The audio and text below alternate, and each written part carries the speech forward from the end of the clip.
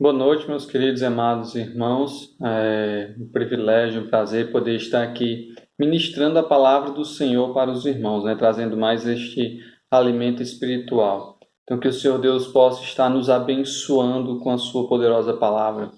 Ore comigo nesse momento. Oremos. Senhor Deus e amado Pai, nós queremos te agradecer por esse dia, por essa oportunidade que o Senhor tem nos dado, Pai querido. Oportunidade de podermos aprender mais a tua palavra. Fala conosco. Em nome de teu Filho amado, Senhor Jesus Cristo, é que nós te oramos e te agradecemos. Amém.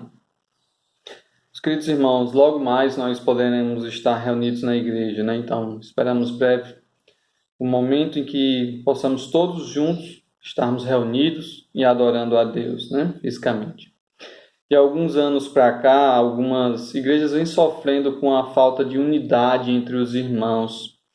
Cada igreja desenvolve isso num ponto específico da união, né? Então, uma unidade ela envolve vários pontos específicos, né? Como a comunhão entre os irmãos, como a unidade no mesmo pensamento entre os irmãos, como a unidade no serviço, como a unidade na adoração, unidade na administração e por aí vai. São vários pontos que nós podemos destacar a respeito da união entre os irmãos.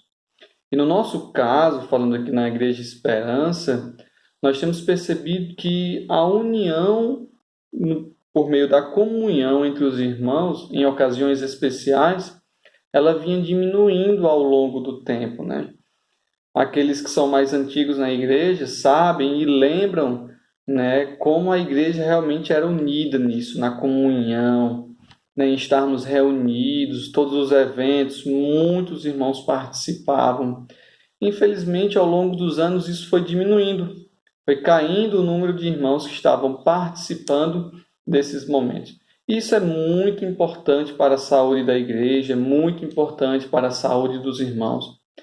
Até mesmo porque as nossas amizades, grande parte delas são dentro da igreja e devem ser da igreja.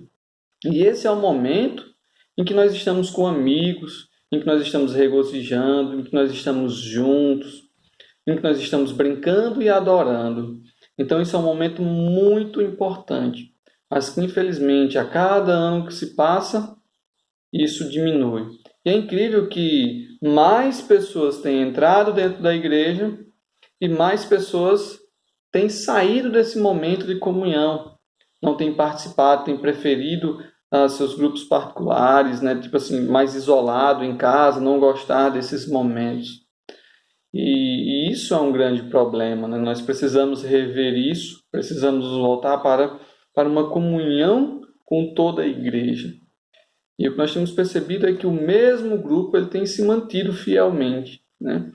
Então tem diminuído as pessoas, mas sempre tem um grupo ali específico, pequeno, forte, resistente, com a graça do Senhor, né? São sempre essas mesmas pessoas que estão ali unidas. Mas a comunhão ela deve abranger 100% da nossa igreja. Toda a nossa igreja deve estar em comunhão, meus amados irmãos. Pense aí daqui um exemplo para os irmãos. Pense num casal, ambos unidos, né? Leiam a palavra juntos, instruem os seus filhos juntos.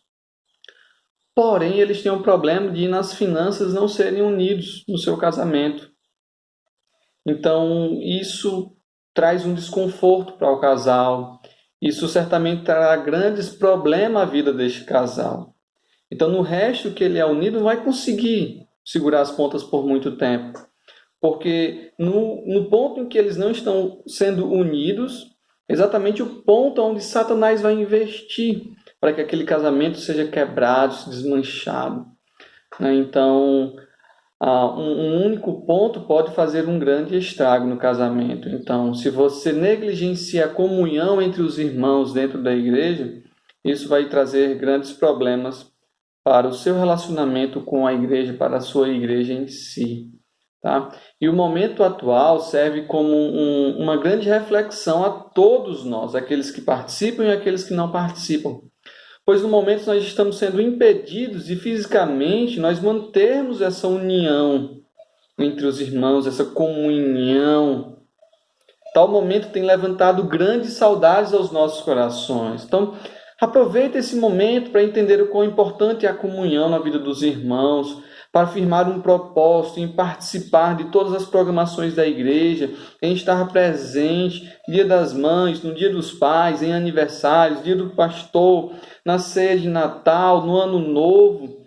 Isso são momentos importantes, momentos em que nós podemos estar reunidos, honrando, glorificando a Deus, meus amados. Certamente, quando retornarmos, quando passar essa pandemia, quando Deus derramar a sua graça e podermos retornar para a nossa adoração como era antes, vamos ter muitas e muitas oportunidades de mantermos comunhão. Então não perca, aproveite. Meus amados irmãos, hoje a nossa meditação será no Salmo 133, tá? E eu convido você a abrir a sua Bíblia para este salmo. E ele diz assim, Salmo 133, tá? Espera aí um pouquinho para que todos possam abrir. A excelência da união fraternal. Oh, como é bom e agradável viverem unidos os irmãos. É como óleo precioso sobre a cabeça, a qual desce para a barba de Arão, e desce para a gola das suas vestes.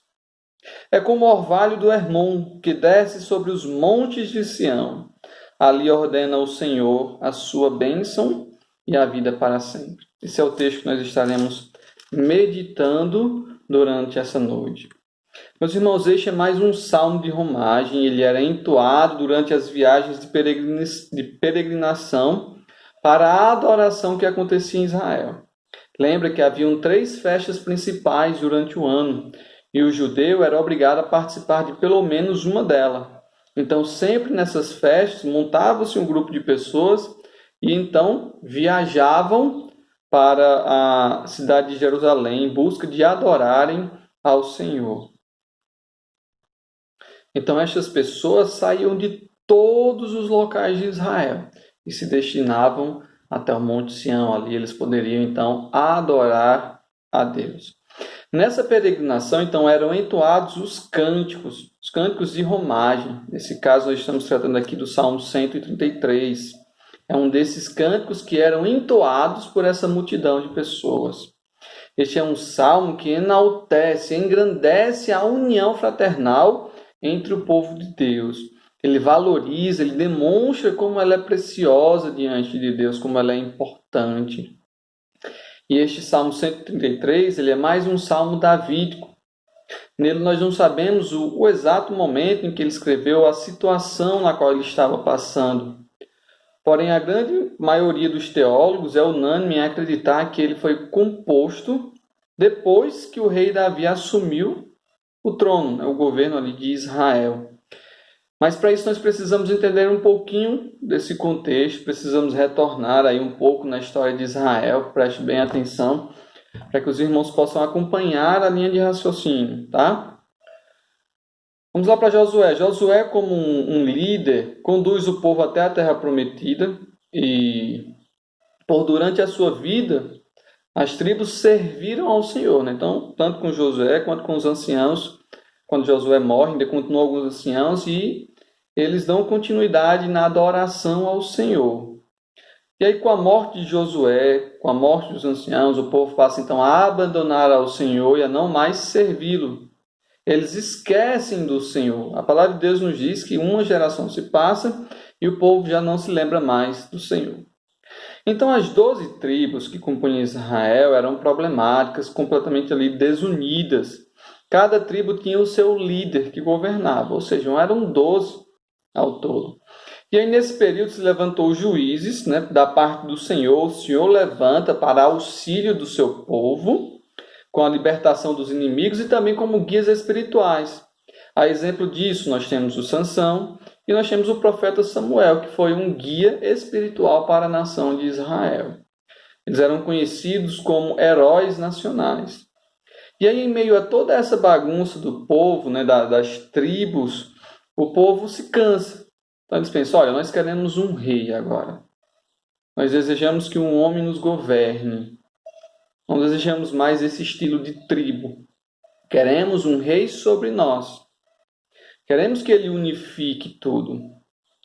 E aí então Saul ele é ungido como rei de Israel. Porém, em seu reinado, Saul não consegue unificar as 12 tribos, como ele deveria. Nós vemos Saul mais como um líder guerreiro do que como um governante de Israel, no quesito de trazer a unidade, de liderar o seu povo. Então Saul ele fracassa nisso, morre, e então vem o seu sucessor.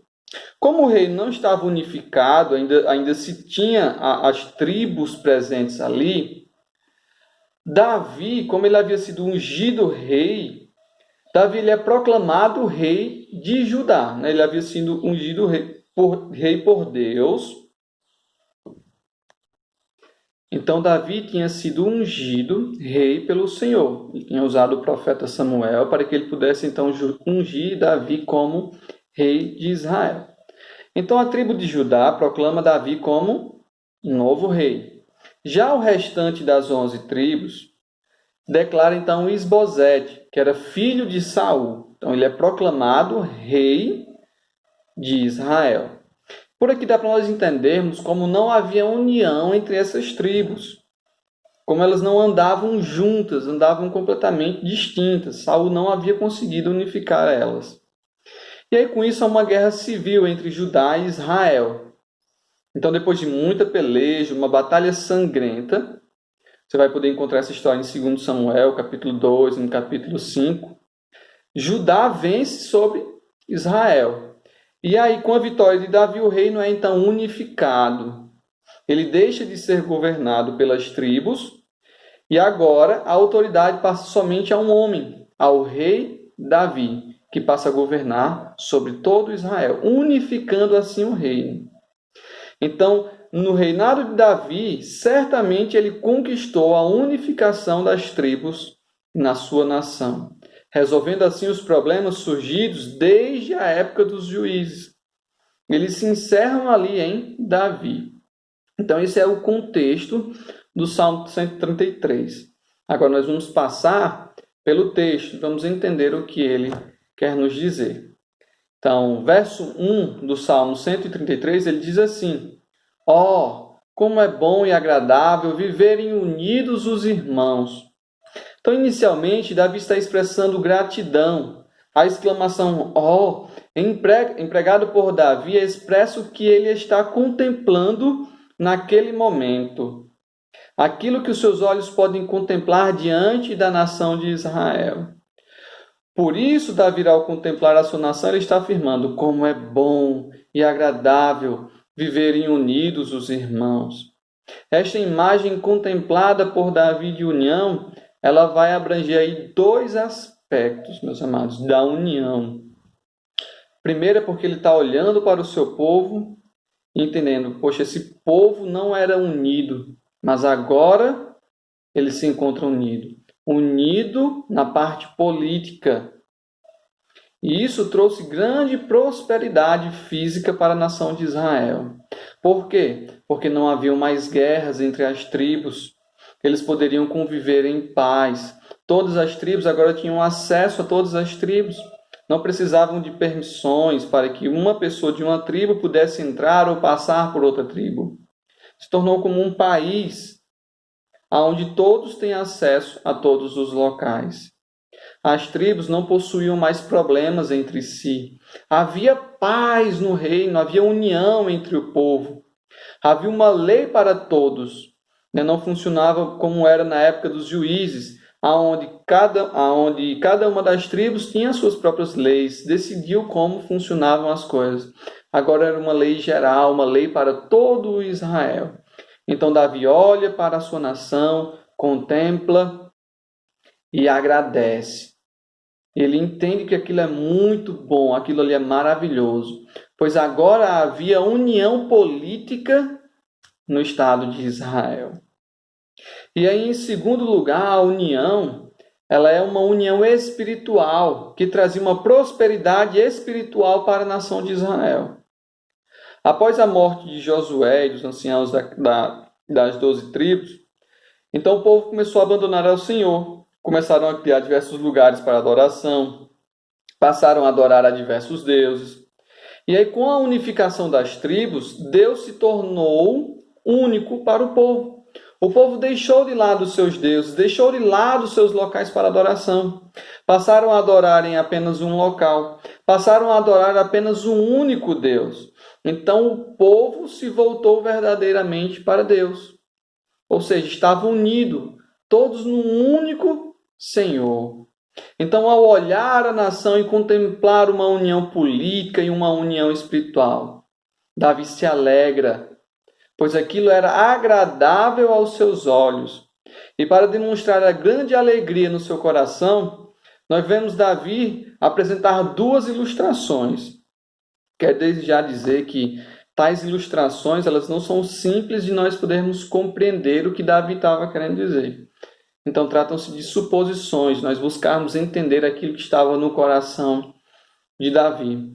E a primeira ilustração que Davi vai nos apresentar está no verso 2, que diz assim: olha, é como o óleo precioso sobre a cabeça, a qual desce para a barba de Arão, e desce para a gola de suas vestes.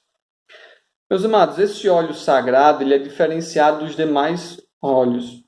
Abra sua Bíblia para Êxodo 30. Convido todos a lerem comigo e a entenderem melhor. Êxodo 30. Êxodo 30, verso 22 em diante.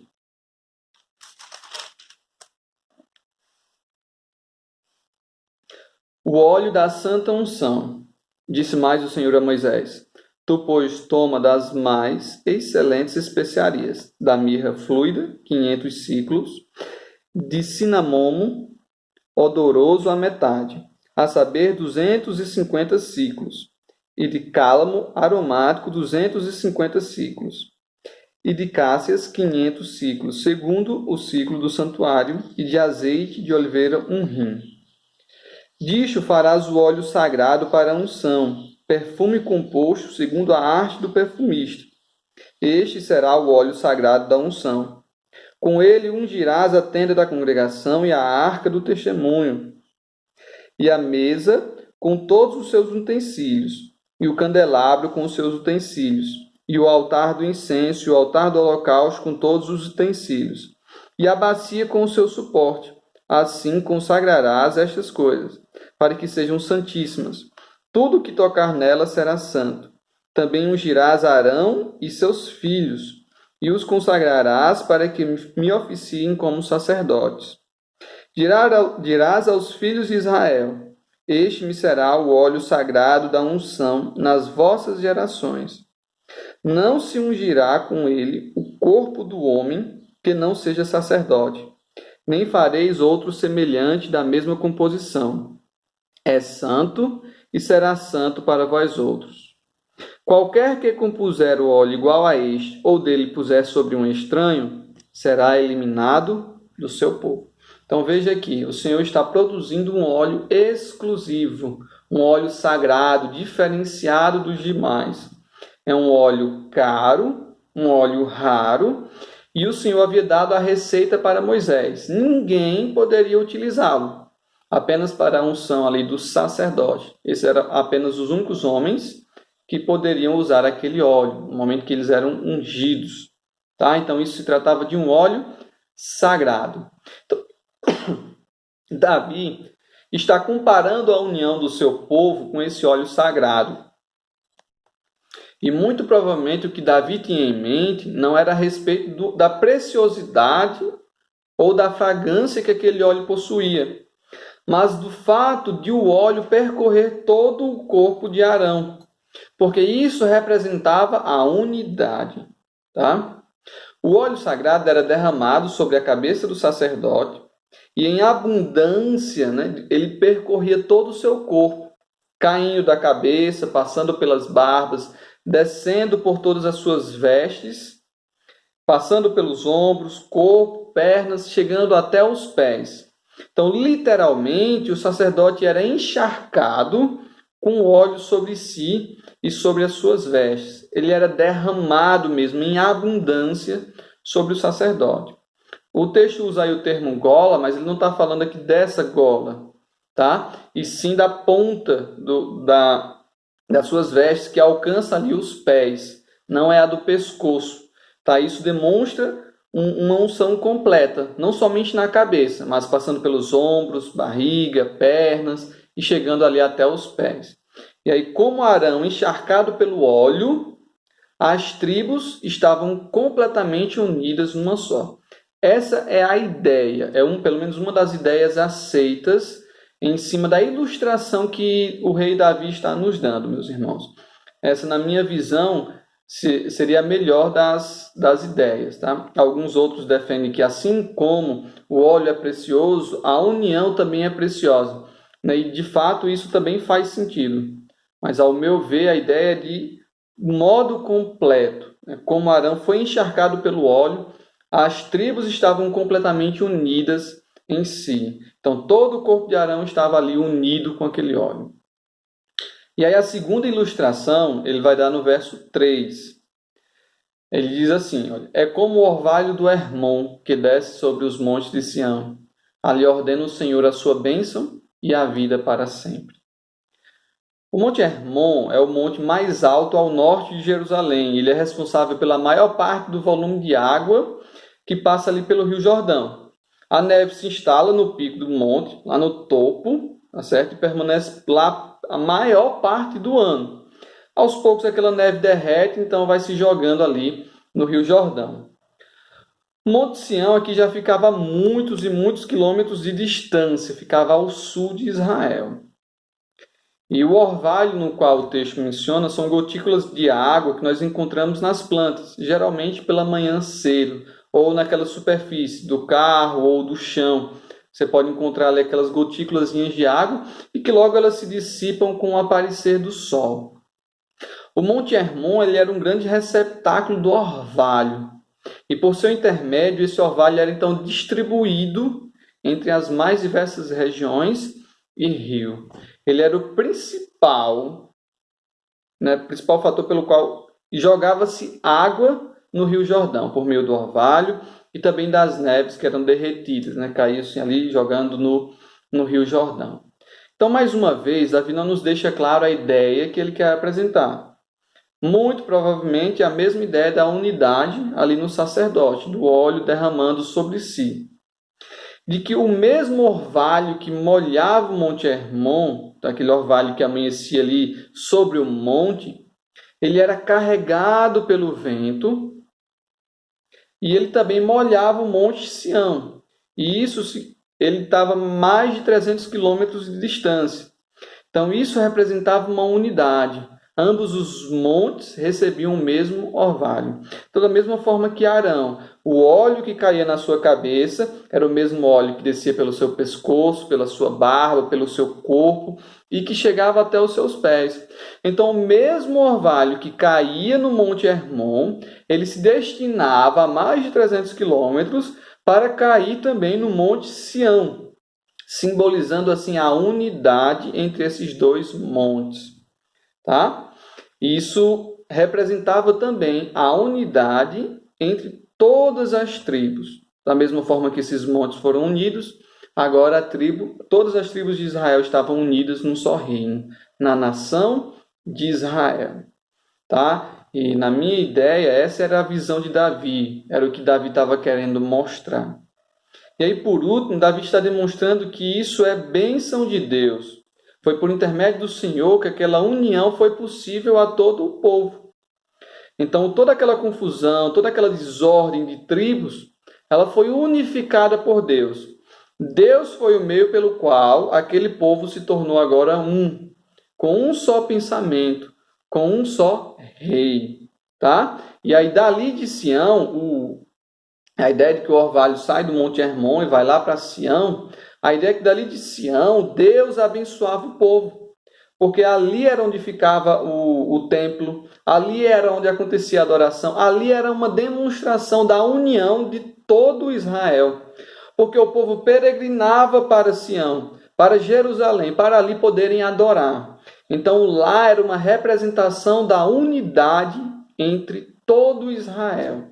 E dali Deus abençoava completamente a vida do seu povo. Então, meus irmãos, essa é a exposição do Salmo 133. Tá? Temos agora uma lição que Deus pode nos ensinar diante desse salmo, meus irmãos. E essa lição é de que Deus se agrada da unidade do seu povo e por isso nós devemos buscá-la. Então, Davi falou certo quando ele disse que era agradável a unidade das pessoas no seu país. Aquela unidade pôde promover o crescimento de Israel. Aquela união só trouxe benefícios à nação de Israel. Então, da mesma forma, para nós, essa união só nos traz benefícios. Tá?